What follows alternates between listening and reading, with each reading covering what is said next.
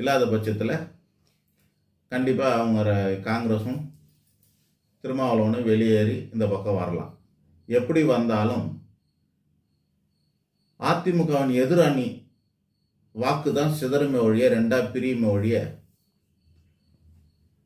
அதிமுகவோட கூட்டணிக்கு சேதம் இருக்காது. அந்த அடிப்படையில் திமுகவுடைய ஓட்டுக்கள் பாதி விஜய் பக்கம் போகலாம்.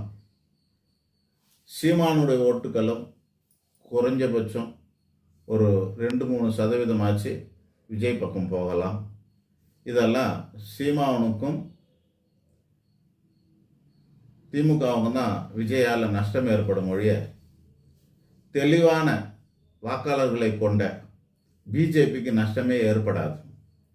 தெளிவான வாக்காளர்களை கொண்ட பிஜேபிக்கு நஷ்டமே ஏற்படாது. இளம் வாக்காளர்களை பிஜேபியும் தன் கையில் வச்சிருக்குது. அண்ணாமலை வந்ததுக்கப்புறம் இளம் ஓட்டர்ஸ், நியூ ஓட்டர்ஸ், 18 வயசு தாண்டி 25 வயசுக்குள்ளே இருக்கக்கூடிய வாக்காளர்கள் எல்லாம் பிஜேபி பக்கம் இருக்கிறாங்க. அவங்கள ஒன்று கூட அந்த பக்கம் போகிறதுக்கு வாய்ப்பு கிடையாது. ஏன்னா அவங்க மதம் மற்றும் தேசத்துடைய கொள்கையில் தெளிவு பெற்றவர்களாக இருப்பார்கள். ஒரு நேர்மையான அதிகாரி வரணும்னு ஆசைப்படுவாங்க. அந்த வகையில் அவங்களோட ஓட்டெல்லாம் அவ்வளோ சீக்கிரம் போகாது. அதிமுகவுக்கு இளம் வாக்காளர்கள் இருக்க வாய்ப்பே இல்லை. பழைய வாக்காளர்கள் தான் இருக்கணும் ஒழிய இளம் வாக்காளர்கள் சேருவதற்கோ இருப்பதற்கோ வாய்ப்பே கிடையாது. அதனால் அவங்களுக்கு தேய்மானமும் ஒன்றும் பெருசாக இல்லை, வளர்ச்சியும் ஒன்றும் இருக்காது.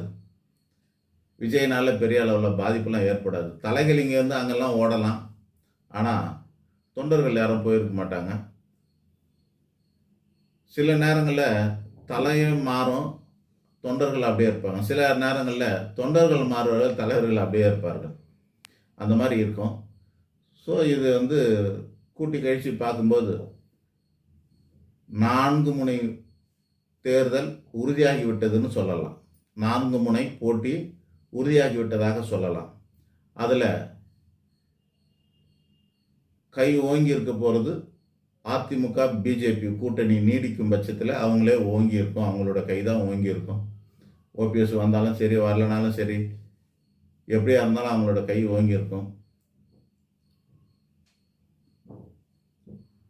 பாமகன்னு சொல்லக்கூடிய கட்சி, பாட்டாளி மக்கள் கட்சி, விஜயகாந்த் கட்சி, இவங்கெல்லாம் இங்கே அங்கே எங்கே வேணாலும் போகலாம்.